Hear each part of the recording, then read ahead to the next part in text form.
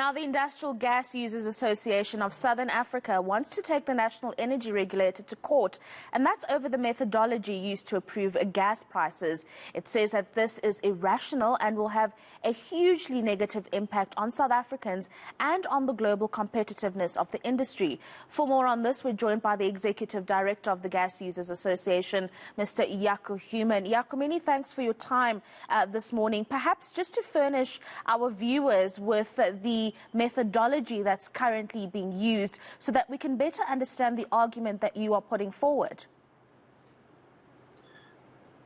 The Constitutional Court judgment in 2019 basically forced NERSA to go back to the drawing board and come up with a rational and lawful methodology, which was found to be on the wrong side of the law, of course, for the period 2013 to date.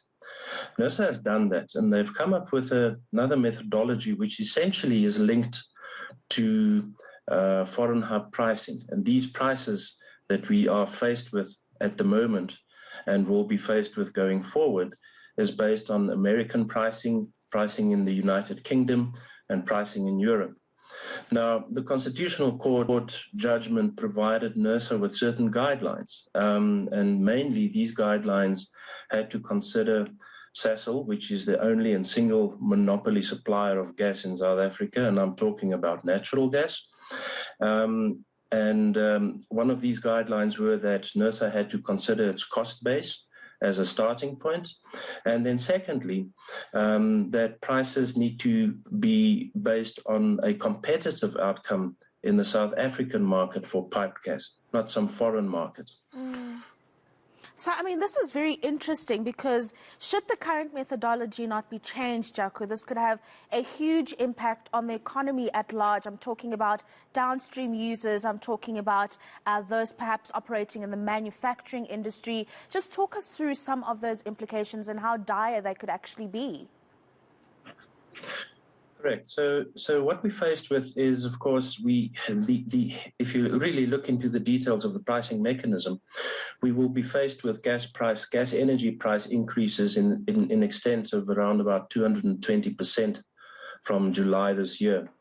Now, this in itself, just in the first year, would provide costs, or would basically put additional cost into the economy of about 8.9 billion rand just for industrial users. Now, keep in mind that the industrial users that are heavily reliant on this gas, of course, they are across the spectrum. They are in the paper and pulp industries. They are in the chemicals industries, glass and ceramics. We're talking here about mining. We're talking about steel and aluminium, automotive. And more importantly, also there are roughly about 8,000 households in the Johannesburg area reliant on natural gas as well.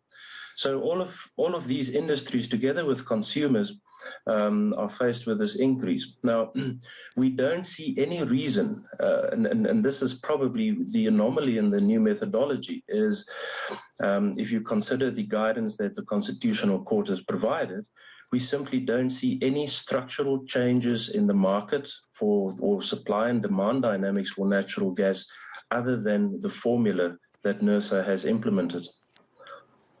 So ideally, Jaco, what would the ideal situation be here just to mitigate some of those major implications that you've just mentioned?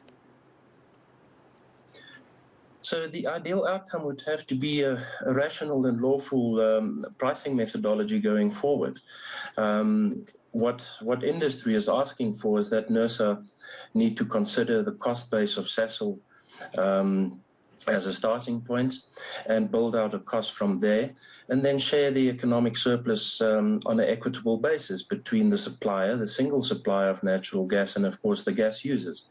Now, this is not something that is foreign to NERSA. NERSA, in almost all of its methodologies, whether it's in the electricity space, in the natural gas, petroleum, etc., are based on cost-plus approaches.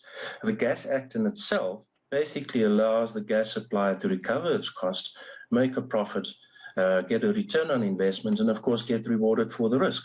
So all we're asking is that the tenets of the Gas Act to be followed by NERSA. That will, of course, provide a significantly different outcome to what we currently have. If you consider then the fact that in the previous pricing methodology, which was found to be incorrect or irrational by the Constitutional Court, one would have expected a lower price outcome, simply because one of the guidelines would have been for NERSA to set a price which would have emulated a competitive environment for the pipe gas in South Africa, and for Sasol, the single supplier, to recover all its costs, make a profit, return on investment, and reward it for risk. That outcome would have been actually lower and beneficial to the South African economy. Absolutely.